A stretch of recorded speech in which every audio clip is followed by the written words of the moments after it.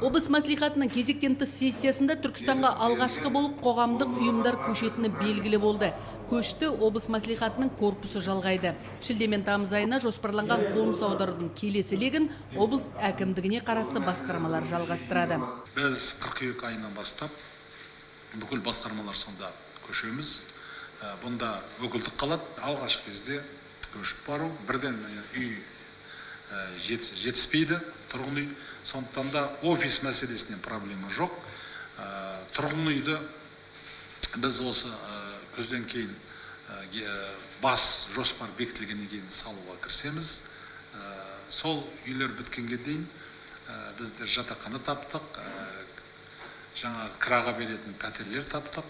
Республикаға қарайтын департаменттерге де кеңселермен жайғасатын тұрғын үйлер қарастырылуда. Сессияда қаралған тағы бір маңызды мәселе Түркістан облысының Жетісай, Мақтарал, Келес, Сарыағаш аудандарының шекарасы бекітілді.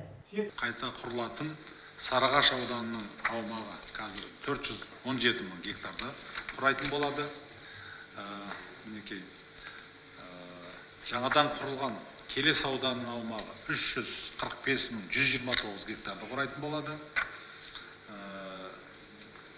Жетісай ауданының аумағы 104 мың 600 гектарды құрайды. Ал Мақтарал ауданының аумағы 80 мың 760 гектарды құрайтын болады. Осыған орай мұнда аудан әкімдері қатысып отыр.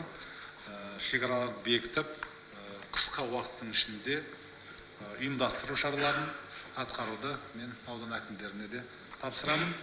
Түркістан облыстық мәслихатының әдеп жөніндегі комиссиясы қайта жұмысын бастайтын болды. 7 адамнан құралған комиссияның төрағасы болып Қайрат Сапарбаев сайланды. Тағы бір құрылымның басшысы белгілі болды.